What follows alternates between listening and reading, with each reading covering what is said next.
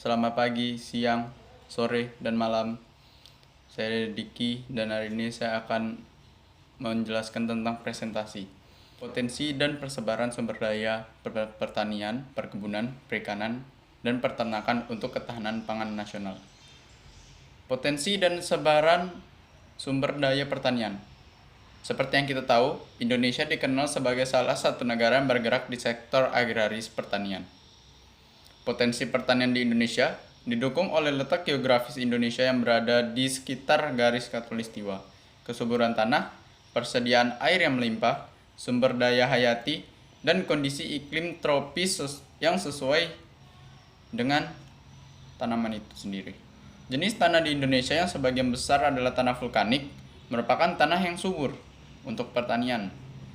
Program pemerintah yang mendukung aktivitas pertanian agar pertanian berjalan dan sempurna, yaitu bantuan kredit petani dan subsidi benih. Pertanian dibedakan atas pertanian lahan kering dan pertanian lahan basah. Nah, kita lihat di sini ada jenis-jenis tanahnya. Ya, di sini banyak sekali jenis tanah dan di sini ada penjelasannya juga. 2. Potensi dan sebaran sumber daya perkebunan. Perkebunan terdiri atas berbagai jenis komoditas.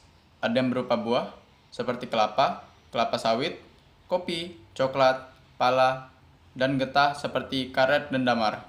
Di Indonesia, perkebunan dikelola oleh pemerintah, pihak pengusaha swasta, maupun masyarakat.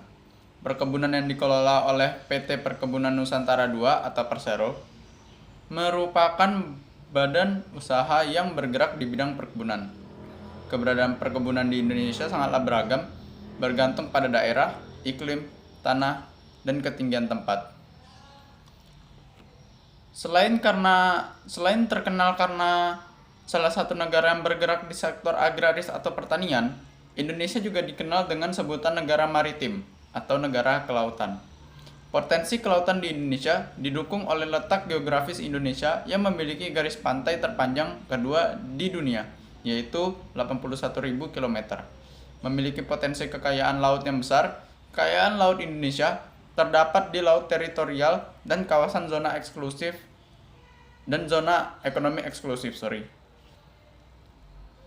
Dan yang keempat adalah sektor peternakan dan persebaran sumber daya peternakan. Sektor peternakan dibagi ke dalam 3 kelompok, yaitu ternak besar, ternak kecil, dan ternak unggas. Hewan yang termasuk ternak besar yaitu sapi, kuda, dan kerbau. Sedangkan peternakan sapi banyak ditemukan di Pulau Jawa, Bali, NTT atau Nusa Tenggara Timur, dan Boyolali. Peternakan kuda banyak tersebar di Sumbawa, Flores, Timur, Sulawesi Selatan, dan Sulawesi Tenggara. Kerbau banyak dipelihara oleh masyarakat yang dimanfaatkan untuk mengolah lahan pertanian. Persebaran banyak terdapat di Jawa Barat, Jawa Tengah, Sumatera Barat, Sumatera Utara, dan Sulawesi Selatan. Potensi dan persebaran sumber daya untuk menyediakan bahan industri. Indonesia sangat kaya akan sumber daya alam, baik berupa pertanian, perkebunan, peternakan, dan perikanan, maupun kehutanan. Hasil dari sumber daya alam ini harus diolah agar memberikan nilai tambah dan nilai jual. Pengolahan hasil sumber daya alam disebut agroindustri. Agroindustri sendiri bermanfaat untuk membuka lapangan kerja di perdesaan sehingga mencegah terjadinya urbanisasi. Oleh karena itu, pembangunan agroindustri di Indonesia harus berbasis sumber daya alam Nusantara, bukan dari hasil impor. Yang pertama, pertanian. Industri yang berbasis pertanian dibedakan menjadi industri pengolahan hasil pertanian pangan, pertanian buah-buahan, dan pertanian sayuran. Industri pengolah hasil pertanian pangan antara lain penepungan atau industri penepungan atau powdering yang bertujuan untuk menghasilkan produk pangan yang memiliki nilai yang tinggi. Tepung dapat menghasilkan produk seperti kue dan roti. Selain penepungan, hasil pertanian dapat diolah sebagai emping, dodol, mie, kerupuk, keripik, dan getuk. Yang kedua adalah perkebunan. Di Indonesia, perkebunan banyak dikelola oleh pemerintah, pihak pengusaha swasta, dan masyarakat. Keberadaan perkebunan di Indonesia sangat beragam, bergantung pada daerah, iklim, tanah, dan ketinggian tempat. Yang ketiga yaitu peternakan. Di sektor peternakan, berdasarkan jenis sumber daya hewan yang dikembangkan, dibagi menjadi 3 kelompok yaitu ternak besar, ternak kecil, dan unggas. Yang keempat adalah perikanan. Pengolahan hasil perikanan secara modern dibedakan atas proses pembekuan, pengalengan, dan surimi atau daging lumat. Pembekuan yaitu produk ikan yang dipasarkan dalam keadaan beku dengan masih berupa bahan mentah. Sedangkan pengalengan, produk ikan yang dipasarkan sudah dikemas dalam bentuk kaleng. Terus industri pengalengan Indonesia yaitu Banyuwangi, Muncar, dan Sulawesi Selatan, Bitung.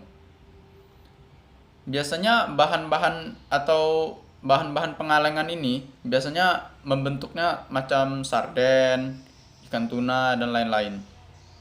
Yang ketiga adalah surimi atau daging lumat, merupakan produk ikan setengah jadi yang diolah secara dengan cara melumatkan daging ikan.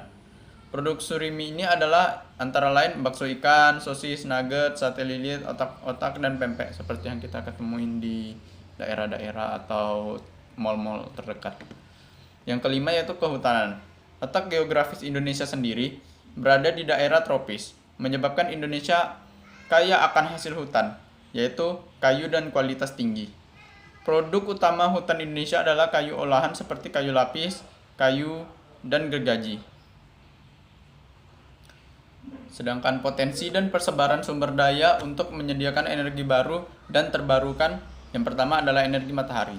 Seperti yang kita tahu, energi matahari merupakan energi utama yang diterima oleh bumi. Matahari yang menyinari Indonesia sepanjang tahun dapat dijadikan sebagai pembangkit listrik. Yang kedua yaitu energi air. PLTA terlebih dahulu dengan membendung air sungai sehingga menjadi waduk.